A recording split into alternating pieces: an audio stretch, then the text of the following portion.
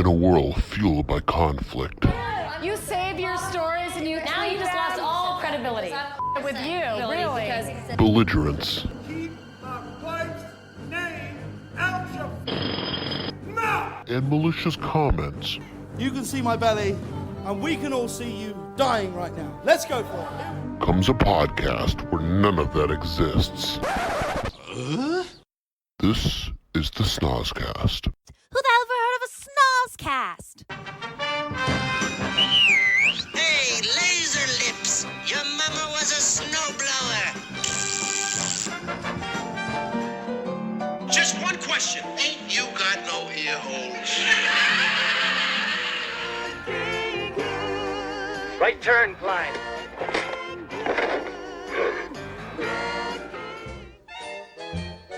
Hi, honey. Did you miss me?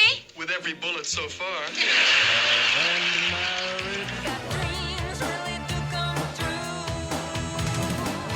Shape, or you call it shape. With that perfume you wear at Catch of the Day.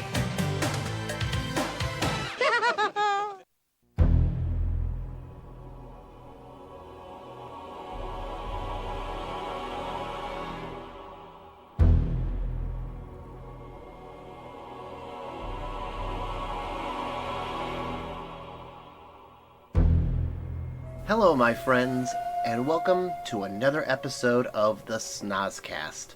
I am your host, Bubba Cush Bundy, and I will be your guide throughout our stroll down Amnesia Lane. First and foremost, I want to take a second and say thank you for giving me just a little bit of your time today. I genuinely appreciate it. Well, hurry the hell up. I'm not getting any younger. This week's movie selection is one that is very near and dear to my heart. That is my least vulnerable spot. As the inner child in me screams with excitement at the idea of seeing a real-life dinosaur, the actual kid in me fell in love with this movie even before it was released. Congratulations, you're an idiot. I am, of course, referring to the first movie in the Steven Spielberg super franchise, Jurassic Park.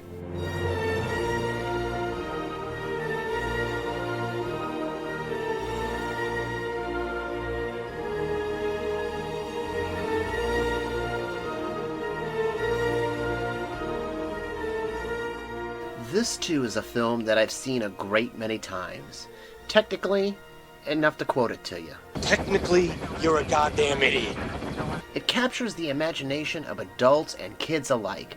The idea of an eccentric millionaire being able to mine for dinosaur relics and using modern technology to bring those dinosaurs back to life came from the mind of Michael Crichton. The author of this best-selling novel actually told the idea of the book to Steven Spielberg subsequently while they were conceiving the idea of ER. Spielberg immediately dumped the idea of ER to start working on Jurassic Park, only to return to ER later. The novel was published in 1990. However, pre-production of the film began in 1989, using only Michael Crichton's manuscript. It was widely believed that the book would be such a hit that it would make an outstanding movie, and it turns out the assumption was correct. The setting of this film takes place on the fictional island of Isla Nublar. On this island, a wealthy businessman and his team of geneticists have created a wildlife park of now de-extinct dinosaurs. Fascinating.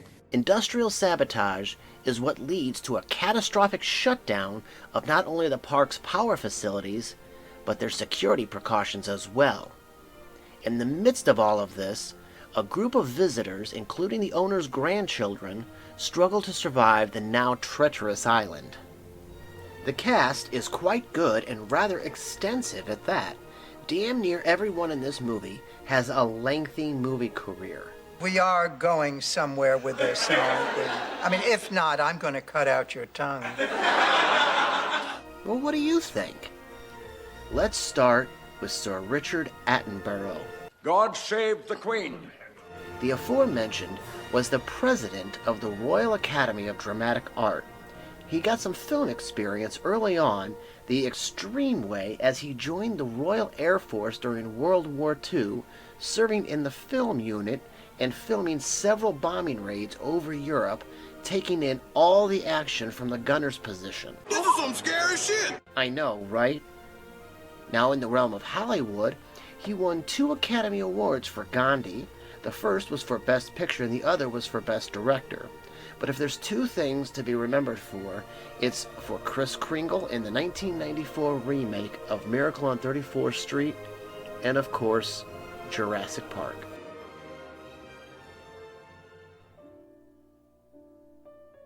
One of my all-time favorite actors is up next.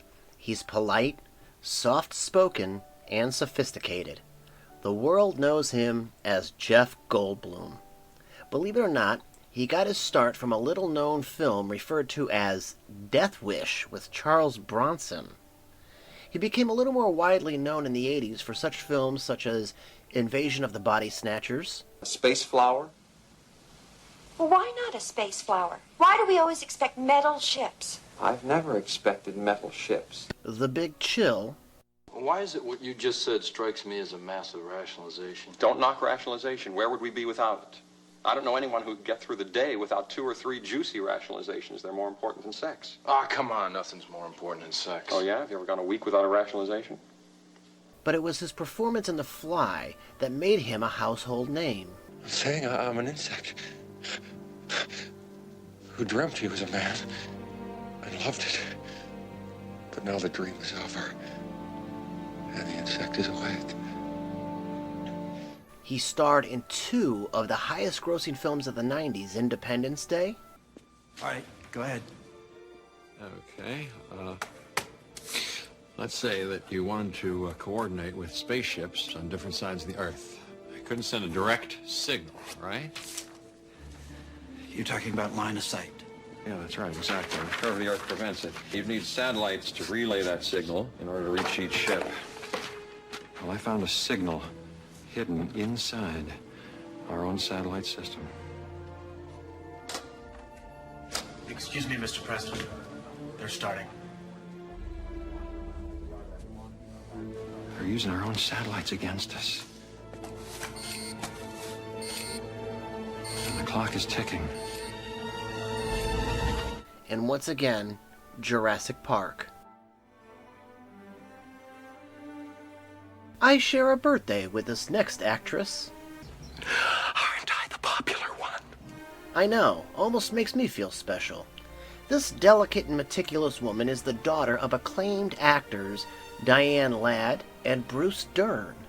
There go the goddamn brownies. Being pretty much born into the world of acting, she received an Academy Award nomination for her work on a film called Rambling Rose back in 1991. But it was this role as paleobotanist Ellie Sattler in Jurassic Park that gave her international attention. Well, the question is, how can you know anything about an extinct ecosystem? And therefore, how could you ever assume that you can control it? You have plants in this building that are poisonous. You pick them because they look good. But these are aggressive living things that have no idea what century they're in, and they'll defend themselves violently if necessary.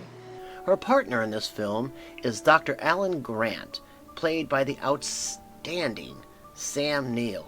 His personality and character gained him early recognition and showed his distinguished ability in the hunt for Red October. But like Laura Dern, he gained international acclaim as Dr. Alan Grant in Jurassic Park. Well, on the tour, the film said they used frog DNA to fill in the gene sequence gaps. They mutated the dinosaur genetic code and blended it with that of frogs. Now, some West African frogs have been known to spontaneously change sex from male to female in a single-sex environment. Malcolm was right. Look.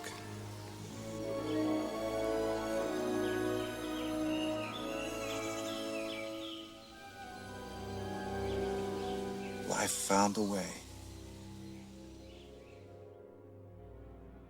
Ariana Richards and Joseph Mazzello play Lex and Tim, John Hammond's grandchildren. Richards herself said that as far as casting went, all they did was call her into the casting office and ask her to scream. Later on, she found out that Steven Spielberg had watched several girls' auditions on videotape, and her scream was the only one that woke his wife up from a dead sleep and got her to run into the room Spielberg was in just to check on the children. As far as Joseph Mazzello is concerned, he got his role as Tim because he was promised a role after being deemed too young for the movie Hook by Steven Spielberg just prior to shooting Jurassic Park. However, Mazzello plays his part quite well. Even though he really didn't have to audition for the role, he really took on the character of a light-hearted, dinosaur-loving kid enamored with Dr. Alan Grant.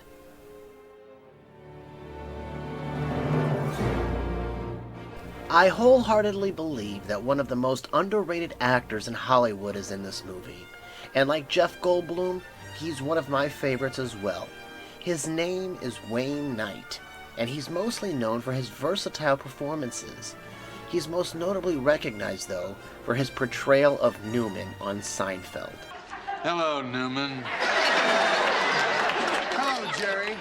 However, since I get the chance to show you my favorite role of his, I'm going to, and that is of Don Orville from Third Rock from the Sun. Hello, Don. Hello, Sally. I thought we would skip dinner and drive straight to Lookout Point. That is, if you can stand the heat. You know me, Don. The hotter, the better. In Jurassic Park, he's the park's computer programmer who sabotages the park's security system for personal gain. You know anybody who can network 8 connection machines and debug 2 million lines of code for what I bid for this job? Because if you can, I'd love to see him try. Sorry about your financial problems, Dennis. I really am, but they are your problems. Oh, you're right, John. You're absolutely right. You know, everything's my problem. I will not get drawn into another financial debate with you, Dennis. I really will not. There's been hardly any debate at all. His actions are the reason for the catastrophic consequences that follow. B.D. Wong gained notable acclaim on the long-running series Law & Order SVU.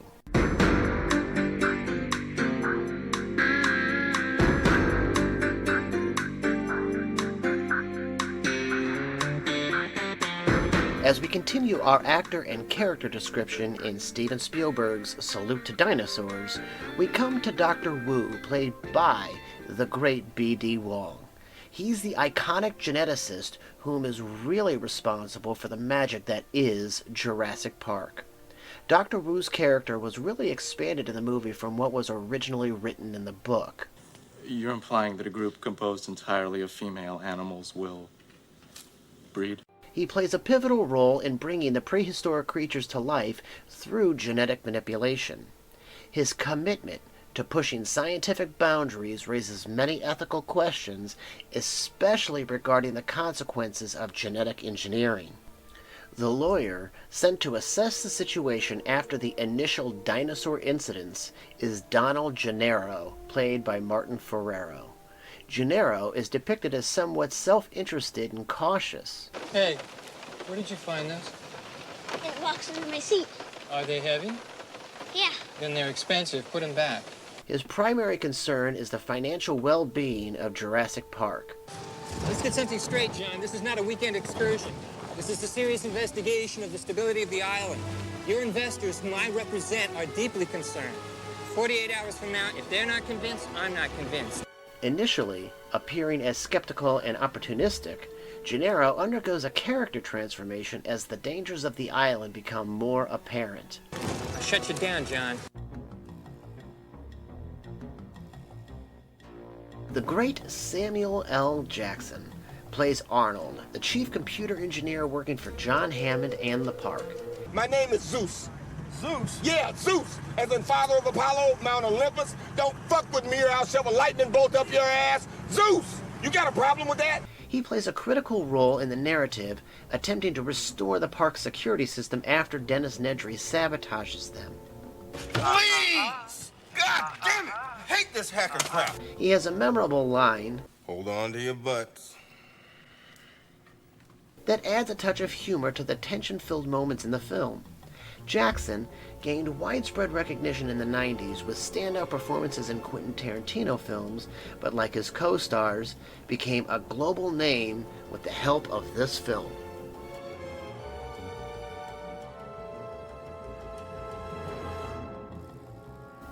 Now that we've done a quick once-over with the cast, Took you long enough. let's get to the movie. Let's get this thing moving. What the hell's your problem? Shut your pie hole. We're working here. The opening scene sets the tone for the whole movie, as we see the beginning of a thrilling sequence involving the workers transporting a velociraptor into its enclosure, complete with electrical fences and dense foliage. I want tasers on full charge. Tension builds as the raptor's cage is maneuvered into place and the door is opened, foreshadowing the dangers that will unfold throughout the film. Well up, loading team, step away. Gatekeeper. The scene fades forward to an amber mine in the Dominican Republic, where we learn that miners extracting amber are involved with a genetic engineering company called InGen. We also come to find that the death of the worker seen earlier has raised serious concerns about the safety of the island, and now the owner of the island is now seeking top scientific experts in the field to help endorse his park. I've already got Ian Malcolm, but they think he's too trendy. They want Alan Grant. Grant? You'll never get him out of Montana. While he speaks to the man in charge of the mine, Juanito and his crew find a large chunk of amber with a preserved mosquito inside. We then find ourselves at an excavation site near Snakewater, Montana, where the founder of the park, John Hammond, goes to the current dig site of paleontologist Dr. Alan Grant and his partner, paleobotanist, Dr. Ellie Sattler. And I gotta tell you about this funny little scene that kind of describes what kind of a person Dr. Grant is. During the scene you're about to hear, you hear that one of the assistants has brought their son along.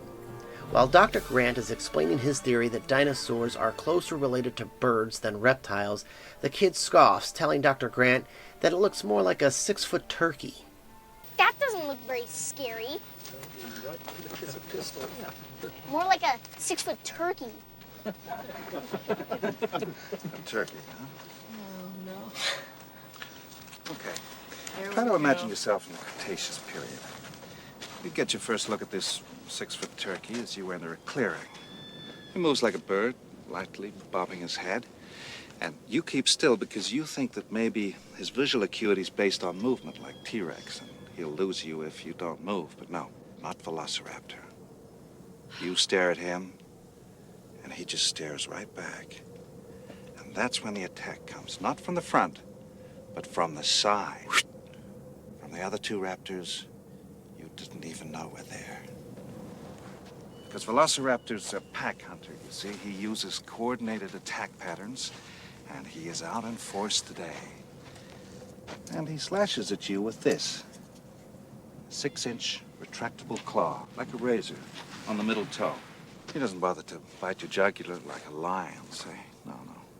He slashes at you here, or here. Well. Or maybe across the belly, spilling your intestines. The point is, you are alive when they start to eat you. So, try to show a little respect. Okay. It's also here, like I said, where we meet eccentric billionaire John Hammond. He shows up via helicopter, damn near ruining the excavation site, and tries to convince the two doctors to come to the island and persuade the lawyer and his investors that the island is safe. Now, how does he do that? He entices them by funding their digs for the next 3 years. I tell you what, why don't you come down, just the pair of you, for the weekend? I'd love to have an opinion of a paleobotanist as well. I've got a jet standing by at Giotto. Oh, look sorry. This isn't possible. We just dug up a new skeleton. Well, I could compensate you by fully funding your dig. And this is a very unusual time. For a further 3 years.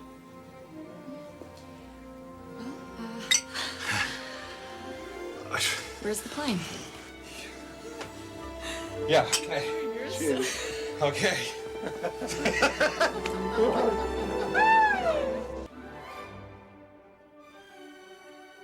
Dr. Grant and Dr. Sattler are accompanied by 2 other characters.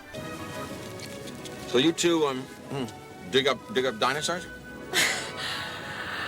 Well, Try to. The equally eccentric chaotician Dr. Ian Malcolm and John Hammond's lawyer Donald Gennaro, who represents his investors. As they arrive by helicopter, they are regaled by the most extreme spectacle their mind can conceive. A living, breathing dinosaur. The sight alone of this incredible creature leaves the stunned visitors lightheaded. And what would a good lawyer think at a time like this? We're gonna make a fortune with this place. Shortly thereafter, the group arrives at the island's central resort and control facility. The group is given a brief tour of the process that created the animals.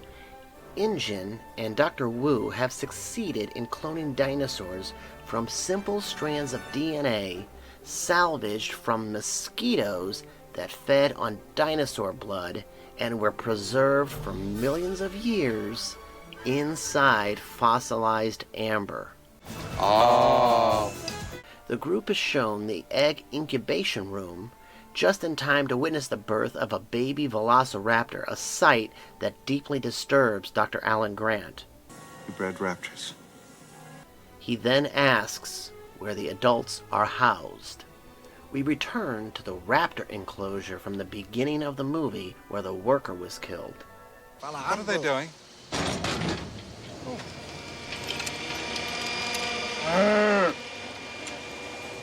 Feeding them. Grant and the crew bear witness to the daily feeding of the raptors as a cow is lowered into the enclosure right in front of them.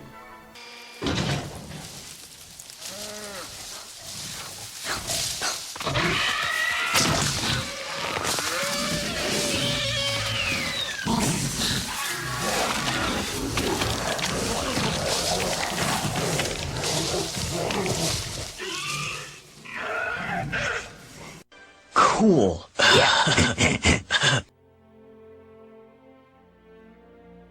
Now, the central attraction is a safari-style tour of the park from a self-driving Ford Explorer. As the group prepares to experience the theme park's main attraction, we meet Hammond's 2 grandchildren, Lex and Tim. Grandpa! As you'll see, Dr. Grant isn't too thrilled. Once the explorers pull up, it's time for everyone to choose where they're going to sit. And we see for the first time not only Tim's love for dinosaurs, but his affinity for Dr. Grant. Do you really think that dinosaurs turned into birds? And that's where they all went? Well, a few species may have evolved along those lines.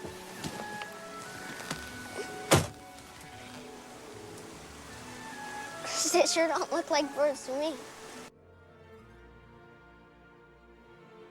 The next scene holds a very special spot in my heart. As the group approaches the gate, you hear, Welcome to Jurassic Park. When I was a kid, I remember leaning forward in my seat at the movie theater and looking over at my dad and little brother with extreme excitement. Years later, when I saw Jurassic World in the theater, they recreated that scene. Once again, I leaned forward with excitement and looked over, but my dad and brother weren't there, just 2 strangers. Now, why am I telling you this? Because even though they weren't there, the memory was. And that to me meant everything. And still, to this day, every time I watch this movie, that moment means the world to me. He's just a total and utter girl, isn't he? Oh, this is great. Stuck in a truck with 2 girls. Not much happens on the tour. The two biggest stars, the Dilophosaurus and Tyrannosaurus Rex, refuse to show themselves, hiding behind trees and foliage, highly disappointing the guests. Now, eventually, you do plan to have dinosaurs on your dinosaur tour, right? Hello? Hello? Yes? A tropical storm cuts the tour short, and on their way back to the control center, they run across a sick Triceratops being tended to by one of the park's veterinarians. Dr. Sattler decides to stay behind and help with the sick dino, while the rest of the group goes back.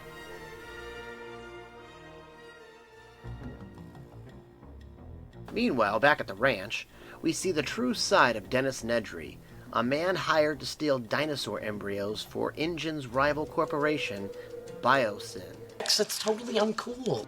In order to steal the embryos, he shuts down the security systems throughout the park, shutting down electrical fences, as well as the cars that hold the visitors. It also releases the dinosaurs from their containments. Of all the places for the crew to break down, they break down in front of the Tyrannosaur paddock. In one of the film's most exciting scenes, the T-Rex escapes from its enclosure and proceeds to destroy the tour vehicles. Gennaro is eaten, Malcolm is injured, and Grant manages to escape with the terrified children. Now, I'm not going to spoil this scene for you because it's just too damn cool. Thank you, God. In the dark and rain, a lost Dennis Nedry is trying like hell to make his way to the boat to escape with the embryos when he encounters something in the dark. Yeah, that's nice. Gotta go. It's a venom-spitting Dilophosaurus. At first, he tries to get it to go away. Pipettes? Look, stick. See stick? Yeah, look, stick, stupid. That's a stick, boy. Look at this. Yes. But then, karma comes to a head.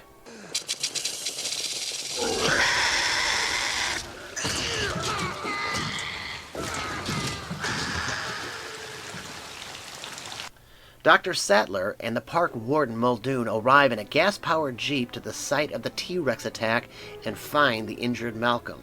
Remind me to thank John for a lovely weekend. They also come to find the remains of Gennaro and the disappearance of Dr. Grant and the kids.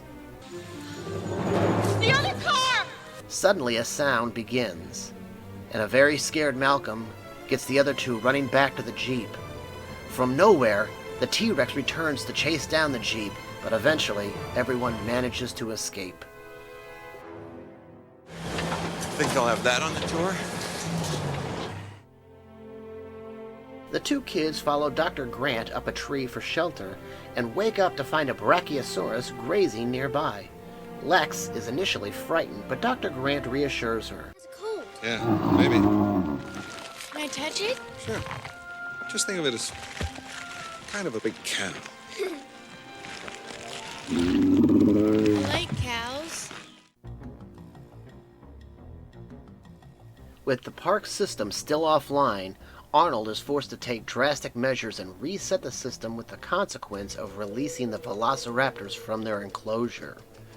Arnold, Muldoon, and Sattler attempt to restore power by flipping the breakers across the compound.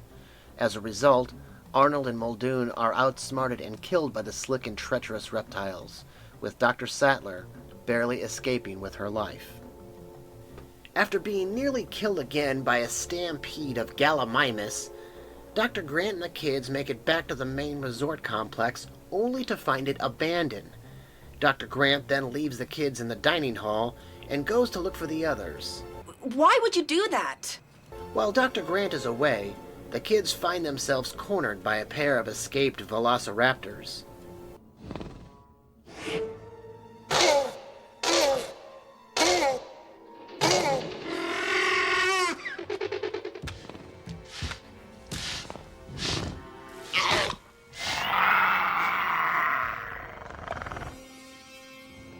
In genuine Steven Spielberg fashion, he gives you the true definition of terror as the raptors stalk the children in a darkened kitchen. But if I tell you about that, it'll ruin the beginning of the end of the movie, so I gotta stop. No way! Yes way! But before I bring things to a close, Here's 5 random facts about the movie. First, a hurricane hindered the filming of the movie and messed with the electrical system of the T-Rex. According to Kathleen Kennedy, the rain shorted out the electronics of the mechanical animal, and it would move on its own while no one was around it. People would be having lunch, and all of a sudden the T-Rex would start moving on its own and have the quote-unquote heebie-jeebies. Fascinating. Universal Pictures paid Michael Crichton $2 million for the rights to his novel before it was even published. Interesting concept. According to IMDb, the entire cast were given raptor models signed by Steven Spielberg as a gift. They looked very frightening and are incredibly realistic. Ariana Richards has hers in her house to shock anyone coming in like a guard at the gate. Jeff Goldblum's model has a prime spot in his house and is a cherished object. Laura Dern, however, put her raptor model in her son's bedroom near his crib. When he was old enough to see it, he actually did see it and screamed like never before. She had to put it in storage in hopes one day the two will be friends again. Fascinating. While discussing chaos theory, Malcolm shamelessly flirts with Dr. Sattler. After meeting on this movie, Jeff Goldblum and Laura Dern began a romantic relationship and were engaged for 2 years before breaking up. Jeff Goldblum is apparently famous for striking up relationships with his co-stars. Ooh, that's interesting. The movie opened on Friday, June 11th, 1993, and broke box office records its first weekend with $47 million. It eventually went on to make more than $900 million worldwide. That's very interesting. Well, that's it. I hope you enjoyed my quick look at Jurassic Park. If you have any nostalgic questions for me or want me to review a certain movie, you can hit me up at snozcast@yahoo.com. If you liked what you heard and want to hear more, you can find the rest of my Snozcasts on Spotify and YouTube, and you can see what's coming down the pipe on my website, snozcast.com. If you're a new or regular listener, I want to say thank you again for giving me just a little bit of your time, and to the rest of my friends, in case I don't see you, good afternoon, good evening, and good night.